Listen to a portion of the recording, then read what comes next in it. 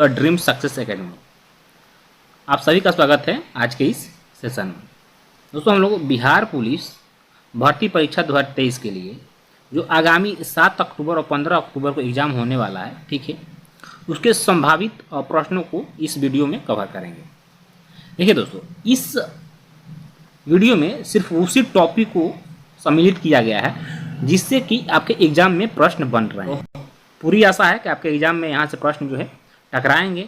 देखिए, मैं आपको बता दूं कि जो भी टॉपिक से क्वेश्चन पूछा जा रहा है, ठीक है, यानी जिस भी टॉपिक से क्वेश्चन पिछले एग्जाम में यानी 1 अक्टूबर को जो एग्ज़ाम हुआ उसमें पूछा गया, उस सारे टॉपिक से मैं जो है आपको क्वेश्चन करा दूंगा। तो उसके लिए आपको क्या करना है, तो उसके लिए सबसे पहले आपको चैनल को यदि सब्सक्राइब नहीं किए तो चैनल को सब्सक्राइब कर लीजिए और साथ ही वहाँ पर बेल आइकन का यानी एक घंटी का निशान होगा उसको जरूर दबा लीजिएगा, ताकि कोई भी मैं वीडियो अपलोड करूं तो उसका नोटिफिकेशन आप तक पहुंचे और आप उस वीडियो का लाभ उठा पाएँ, ठीक है। और दोस्तों, मैं आपसे वादा करता हूं कि आपके एग्जाम से पहले मैं कोशिश करूंगा कि जितने भी टॉपिक हैं अधिक से अधिक टॉपिक को कवर करा दिया जाए इस चैनल के माध्यम से, ठीक है। तो चलिए स्टार्ट करते हैं ज़्यादा समय न लेते हुए आज का सेशन। देखिए दोस्तों, आज के जो सेशन है इसमें हम लोग महत्वपूर्ण नारे को कवर करेंगे। जैसे कि अभी पिछला आपको 1 अक्टूबर का एग्जाम आया था कि सुभाष चंद्र बोस ने कौन सा नारा दिया था, तो जितने भी नारे हैं उस सारे नारे को हम लोग इस वीडियो में कवर कर लेंगे, ठीक है, ताकि आपके एग्जाम से एक भी प्रश्न ना छूटे। दूसरा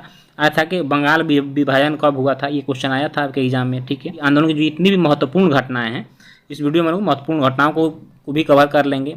और आया था कि भारतीय राष्ट्रीय कांग्रेस का स्थापना कब हुआ था, तो जितने भी महत्वपूर्ण घटनाएं उसको कवर करेंगे। और इसके साथ ही साथ हम लोग भारतीय राष्ट्रीय कांग्रेस के महत्वपूर्ण जो क्वेश्चन है उसको कवर करेंगे वीडियो में। तो चलिए स्टार्ट करते हैं। देखिए, पहला जो क्वेश्चन है वो है कि जय जवान जय किसान का नारा किसने दिया था। जय किसान का नारा लाल बहादुर शास्त्री ने दिया था। जय जवान जय किसान और जय विज्ञान का नारा जो है ये अटल बिहारी वाजपेयी ने दिया था, ठीक है। और यदि जय जवान जय किसान जय विज्ञान के साथ साथ जय अनुसंधान जोड़ दिया जाए, जय अनुसंधान का नारा जो है ये आपको नरेंद्र मोदी ने दिया था, ठीक है। 15 अगस्त के दिवस पे लाल किला से इन्होंने ये नारा दिया था, उसमें एक शब्द जोड़कर अनुसंधान, ठीक है। तो यहाँ से 3 क्वेश्चन आपके बनते हैं। जय जवान जय किसान लाल बहादुर शास्त्री, जय जवान जय किसान जय विज्ञान अटल बिहारी वाजपेयी, और जय जवान जय किसान जय विज्ञान जय अनुसंधान नरेंद्र मोदी, ठीक है। चलिए, क्वेश्चन है अगला कि करो या मरो, यह महात्मा गांधी का नारा है जो कि 1942 ईस्वी में भारत छोड़ो आंदोलन के समय इन्होंने दिया था। जय हिंद का नारा सुभाष चंद्र बोस ने दिया था जो कि 1 अक्टूबर के एग्जाम में आपके क्वेश्चन आया था।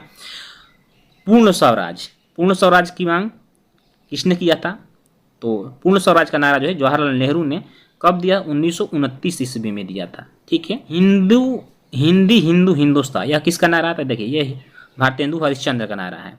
वेदों की ओर लौटो बहुत प्रसिद्ध नारा है, तो यह है दयानंद सरस्वती ने इस नारे को दिया था। साइमन कमीशन वापस जाओ का नारा किसने दिया था, तो लाला लाजपत राय ने दिया था। और एक क्वेश्चन अभी आपके एग्जाम में लाला लाजपत राय से संबंधित आया था। जन गण मन, यह नारा जो है रविन्द्रनाथ टैगोर के, और इन्होंने जन गण मन को लिखा भी है और भारत का राष्ट्रीय गान भी है, ठीक है, जो कि 1911 ईस्वी के कांग्रेस के अधिवेशन में पहली बार गाया गया था। साम्राज्यवाद का नाश हो किसका नारा है, तो देखिए ये हमारे देश के शान वीर भगत सिंह का नारा था।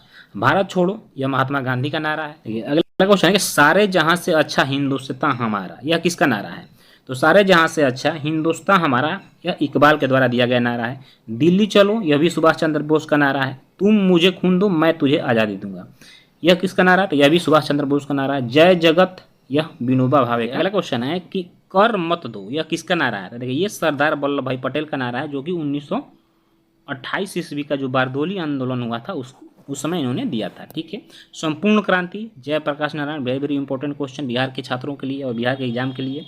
संपूर्ण क्रांति का नारा किसने दिया था, जयप्रकाश नारायण ने दिया था जो कि बिहार के रहने वाले थे।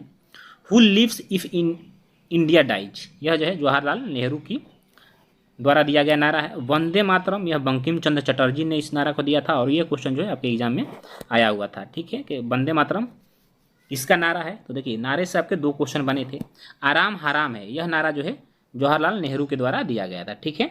देखिए एक और महत्वपूर्ण नारा जो कि आता है क्या एग्जामों में कि स्वराज्य हमारा जन्मसिद्ध अधिकार है, यह नारा किसका है, तो यह बाल गंगाधर तिलक ने इस नारे को दिया था, ठीक है। सरफरोशी की तमन्ना अब हमारे दिल में है, देखते हैं दम में कितना बाजुए का तिल में। यह नारा जो है राम प्रसाद बिस्मिल, जो कि भारत के एक महान क्रांतिकारी थे, इन्होंने दिया था। ठीक है। इनकलाब जिंदाबाद, यह जो है नारा भगत सिंह के द्वारा दिया गया था। मारो फिरंगियों को किसने कहा था? तो देखिए ये मंगल पांडे हैं, जिन्होंने 1857 ईस्वी के विद्रोह का जो ये प्रमुख नेता थे, यहीं से जो है चिंगारी लगी थी 1857 ईस्वी क्रांति के लिए। तो मारो फिरंगियों का नारा मंगल पांडे ने दिया था। हे राम, ये महात्मा गांधी का नारा है। विजय विश्व तिरंगा प्यारा, यह श्यामलाल पार्षद के द्वारा दिया गया नारा है। क्या? विजय विश्व तिरंगा प्यारा। ठीक है। चलिए अब देखिए हम लोग नारे, महत्वपूर्ण जो नारे थे दोस्तों मैंने कवर करा दिया। यहाँ से संभावना है कि आपके एग्जाम में क्वेश्चन बनेंगे। अब देखिए अब हम लोग राष्ट्रीय आंदोलन की जो महत्वपूर्ण घटना है उसको कवर करेंगे। देखिए सबसे पहले 1904 से स्टार्ट करते। तो 1904 में जो है भारतीय विश्वविद्यालय अधिनियम पारित हुआ था। क्वेश्चन आता है कि भारतीय विश्वविद्यालय अधिनियम कब पारित हुआ? तो याद रखिएगा 1904 ईस्वी में हुआ था। बंगाल का विभाजन कब हुआ था? 1905 ईस्वी में हुआ था। मुस्लिम लीग की स्थापना 1906 ईस्वी में हुआ था। कहाँ हुआ था? ढाका में हुआ था। ढाका यानी बांग्लादेश में हुआ था।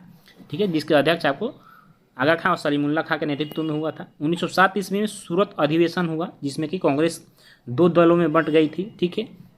देखिए सन 1909 ईस्वी में ये मार्ले मिंटो सुधार हुआ था, जिसके तहत मुस्लिमों के लिए एक अलग निर्वाचन क्षेत्र की व्यवस्था की गई थी। सन 1911 ईस्वी में आपको ब्रिटिश सम्राट का दिल्ली दरबार हुआ, यानी कि ब्रिटिश सम्राट जो है वह दिल्ली में भारत में आए, जिसके लिए दिल्ली दरबार लगाया गया था। होम रूल लीग का स्थापना कब हुआ था? तो याद रखिए ये 1916 ईस्वी में हुआ था। और साथ ही याद रखिएगा मुस्लिम लीग और कांग्रेस के बीच समझौता कब हुआ, जिसे हम लखनऊ पैक्ट के नाम से जानते हैं, यह भी 1916 ईस्वी में हुआ था। ठीक है। चलिए महात्मा गांधी द्वारा चंपारण सत्याग्रह कब किया गया था? सबको पता होना चाहिए, आपको याद होगा, 1917 ईस्वी में हुआ था। ठीक है। तिनकठिया व्यवस्था के खिलाफ। और रॉलेट एक्ट अधिनियम कब पारित किया गया था? 1919 में किया गया था।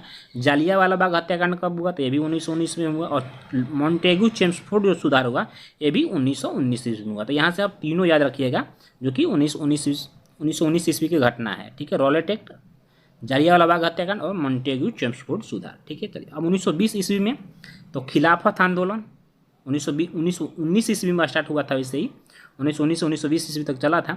इसको असहयोग आंदोलन आता है। Very very important question. असहयोग आंदोलन आता है। असहयोग आंदोलन की शुरुआत कब किया गया था? तो यह 1920 ईस्वी में किया गया था। चौरी चौरा कांड कब हुआ था? तो यह 1922 ईस्वी में हुआ। इसी कांड के कारण असहयोग आंदोलन को जो है महात्मा गांधी ने फिर स्थगित कर दिया था। साइमन कमीशन आता है। साइमन कमीशन की नियुक्ति कब की गई? यहाँ से देखिए क्वेश्चन आपको कन्फ्यूज करेगा। एक आता है कि साइमन कमीशन की नियुक्ति कब की गई, और दूसरा आएगा साइमन कमीशन का भारत में आगमन कब हुआ। देखिए साइमन कमीशन की जो नियुक्ति हुई थी ये 1927 ईस्वी में हुई थी, और जो भारत जब इसका आगमन हुआ तो वो 1928 ईस्वी में यह भारत आया था। ठीक है। चलिए भगत सिंह द्वारा केंद्रीय असेंबली में बम कब फेंका गया था? तो 1929 ईस्वी में फेंका गया था। और कांग्रेस द्वारा जो पूर्ण स्वतंत्रता की मांग किया गया था सन 1929 ईस्वी में यह किया गया था। ठीक है।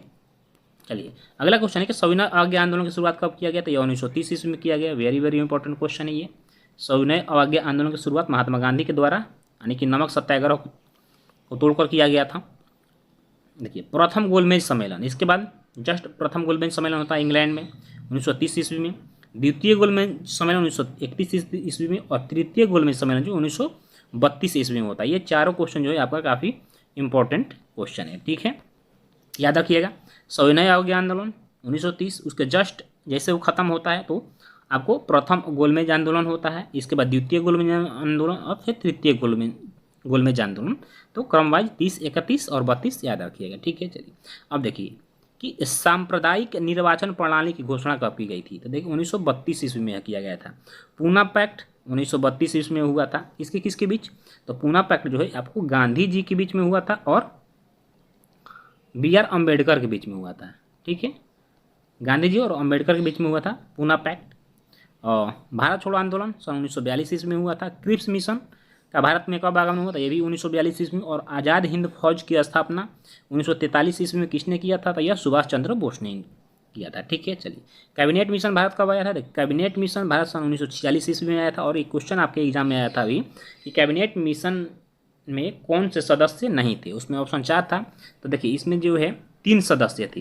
ठीक है, 3 सदस्य कौन कौन थे? तो सर पैथिक लॉरेंस जो कि अध्यक्ष थे, और इसके साथ लॉर्ड क्रिप्स थे और अलेक्जेंडर, ये भी अलेक्जेंडर थे। ठीक है। देखिए अब क्वेश्चन आता है कि भारतीय संविधान सभा का निर्वाचन कब किया गया था? तो यह 1946 ईस्वी में किया गया था। अंतरिम सरकार की स्थापना कब की गई थी? तो 1946 ईस्वी में किया गया था। भारत के विभाजन की माउंटबेटन जो योजना थी यह कब आया था? तो यह 1947 ईस्वी में आया था। और इसी योजना के तहत जो है भारत और पाक दो जो है देश अलग अलग हुए और 1947 ईस्वी में 1947 ईस्वी में भारत को आज़ादी मिली। ठीक है, तो दोस्तों इस तरह से ये आपका रहा प्रमुख स्लोगन और राष्ट्रीय आंदोलन में घटित महत्वपूर्ण घटनाओं को हम लोगों ने कवर कर लिया। ठीक है, देखिए दोस्तों, तो अगला जो हमारा टॉपिक वो है भारतीय राष्ट्रीय कांग्रेस।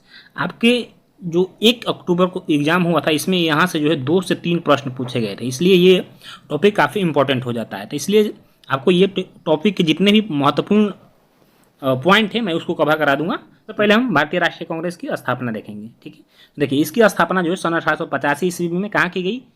तो यह मुंबई में किया गया था। ठीक है, किसके द्वारा किया गया था? देखिए A.O. ह्यूम के द्वारा किया गया था। यह जो एक ब्रिटिश सिविल सर्विस थे, रिटायरमेंट के बाद जो है इन्होंने भारतीय राष्ट्रीय कांग्रेस की स्थापना किया और जो उस समय तत्कालीन वायसराय थे वो लॉर्ड डफरिन था।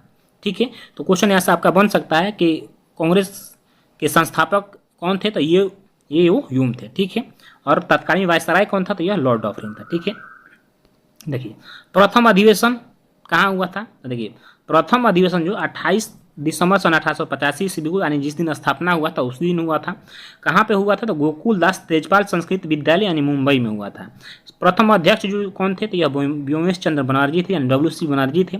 और प्रथम महासचिव जो थे ये ह्यूम थे, जिसमें कुल 72 प्रतिनिधियों ने यानी सिर्फ 72 लोगों ने मिलकर कांग्रेस की स्थापना की थी। ठीक है, तो यहाँ से आपको 4-5 क्वेश्चन बन सकते हैं। स्थान पूछ देगा, अध्यक्ष पूछ देगा, महासचिव पूछ सकता है, स्थापना वर्ष पूछ सकता है, वायसराय पूछ सकता है और संस्थापक पूछ सकता है। तो आप यहाँ से जो है 3, 4, 2, 6 क्वेश्चन बन जाएंगे आपके, यानी 6 जो पॉइंट है वो इंपॉर्टेंट है।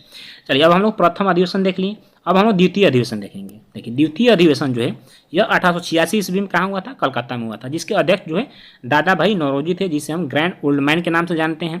तृतीय अधिवेशन जो है यह मद्रास में हुआ था, यानी तीनों बड़े शहरों का आपको नाम याद रखना। सबसे पहले मुंबई, फिर वहाँ से आइए कलकत्ता, फिर वहाँ से आइए मद्रास। ठीक है, लगातार 85, 86 और 87। तो जो 87 का अधिवेशन मद्रास में हुआ उसके जो उसके अध्यक्ष जो थे वो बदरुद्दीन तैयब जी थे। कौन थे? बदरुद्दीन तैयब जी थे। क्योंकि देखिए यहाँ से क्वेश्चन आएगा प्रथम मुस्लिम अध्यक्ष कौन थे? तो यह प्रथम मुस्लिम अध्यक्ष बदरुद्दीन तैयब ही थे। ठीक है, कांग्रेस का प्रथम यूरोपीय अध्यक्ष या कांग्रेस के प्रथम विदेशी अध्यक्ष कौन थे? तो यह जॉर्ज यूल थे।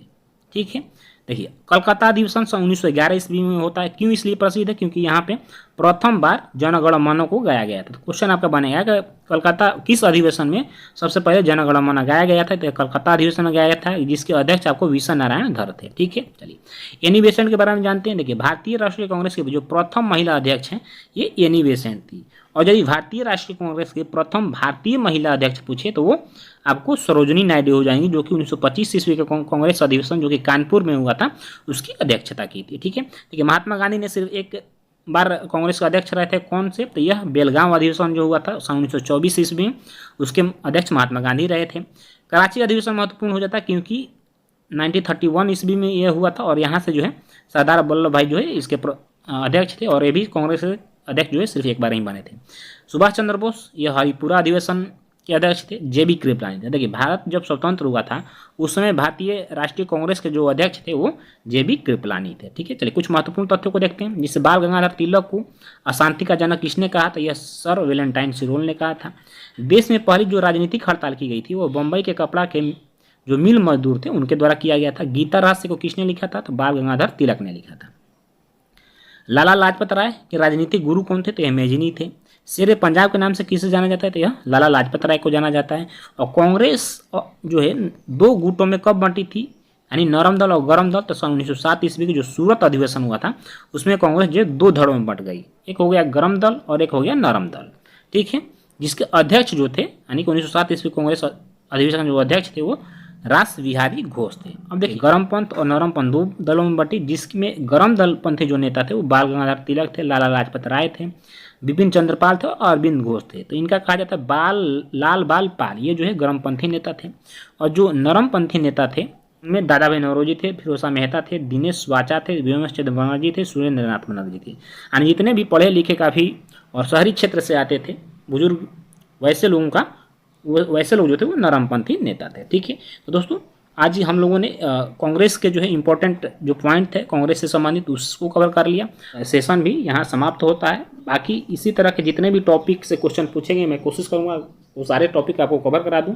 तो कमेंट करके जरूर बताइए आपको सेशन कैसा लगा, और अपने इससे दोस्तों में भी शेयर करिए ताकि उनको भी लाभ पहुँचे। और चैनल को अभी तक सब्सक्राइब नहीं किया तो प्लीज़ चैनल को सब्सक्राइब कर लीजिए ताकि कोई भी मैं वीडियो अपलोड करूँ तो उसका नोटिफिकेशन जो आप तक पहुँचे। तो फिर मिलेंगे ऐसे हैं इसके अगले टॉपिक में। तब तक जय हिंद, वंदे मातरम दोस्तों।